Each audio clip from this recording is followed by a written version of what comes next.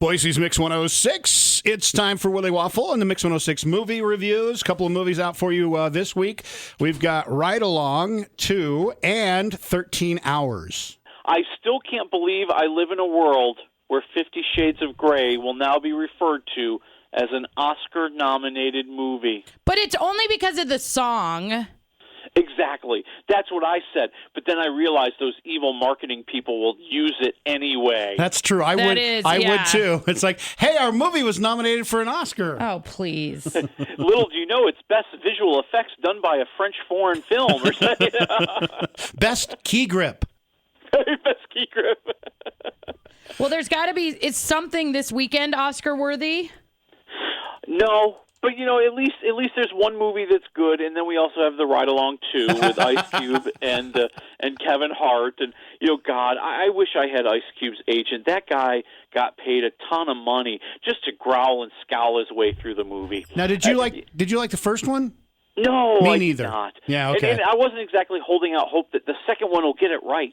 Oh, they'll fix all the wrongs that were in the first movie. No, they won't. But it made a buttload of money.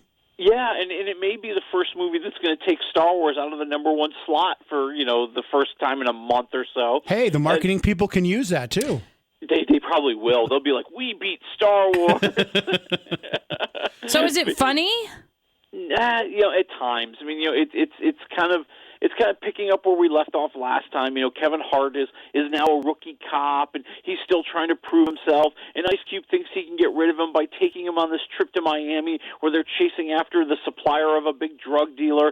And, of course, they walk into something that's even bigger than they ever imagined. And you know, it's funny when they let Kevin Hart stop being an imbecile. You know, I feel like they force him to be a cartoon in this movie a great deal of the time, and I feel like they force him to kind of improvise a lot throughout the movie. You just know that the director realizes, hey, I don't have a script here. The story is very thin. There's nothing really exciting here. So he looks at Kevin Hart and he says, Kevin Hart, go off on a rant for 10 minutes, or hey, let's put in a really long chase scene that you know is much longer than it needs to be, but hey, we got to kill time. I mean, that happens all through the movie. Kevin Hart is better when he takes it down a notch or two, when he just says, hey, I'm going to show you a more confident guy, a funny guy, a guy who's a little bit more in control of things. That's when he's entertaining, not when he's acting like a fool. So what do you give it? I'm going to say half a waffle for Ride Along 2. All right. So I'm excited for 13 Hours. Well, you know, it's a thrilling movie. I hate to use the term thrilling for a movie that's about this subject, but you know, it's the true story, at least according to the military guys that are portrayed in this movie. There's 6 former military folks who have all been hired as contractors to defend the CIA secret compound in Benghazi, Libya, and down the road is the U.S. consulate. The ambassador is there. It's September 11th. And there's an attack.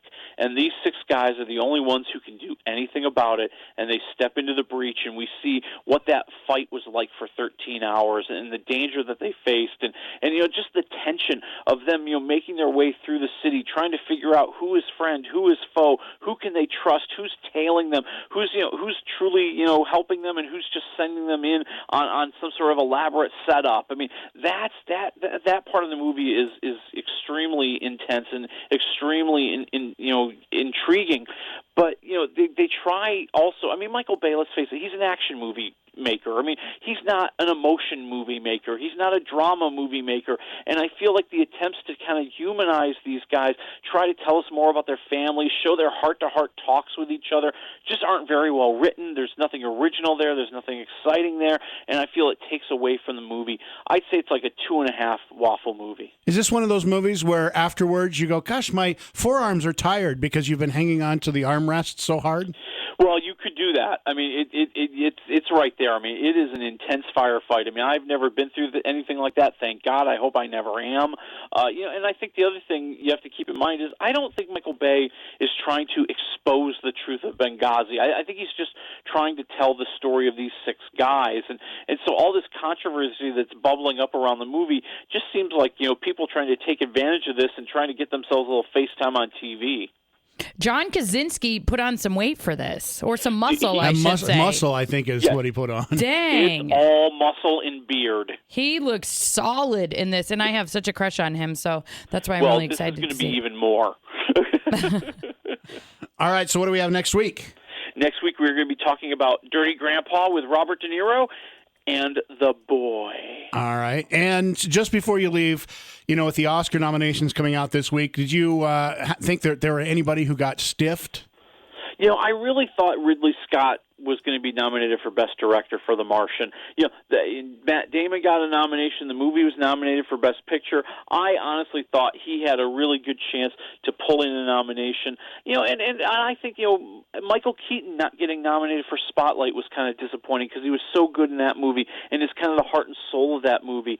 And I truly, honestly believed Star Wars was going to be nominated for please. Best Picture. I thought Star Wars would get more than they got, Well, I guess, too. you know what? If 50 Shades of Grey gets something, then Star Yeah. Wars should have gotten Best Key Grip. You guys are right. They did get 5 nominations in those technical categories, but I wanted the big one. I wanted them in the race for Best Picture, and believe me, everybody at ABC and Disney and the Academy really wanted that too for the ratings, and they blew it. It really is like they go through and go, okay, well, these guys already got this many awards. Let's give it to I hate somebody that. else. Michael Keaton won last year. We don't need to nominate him this year.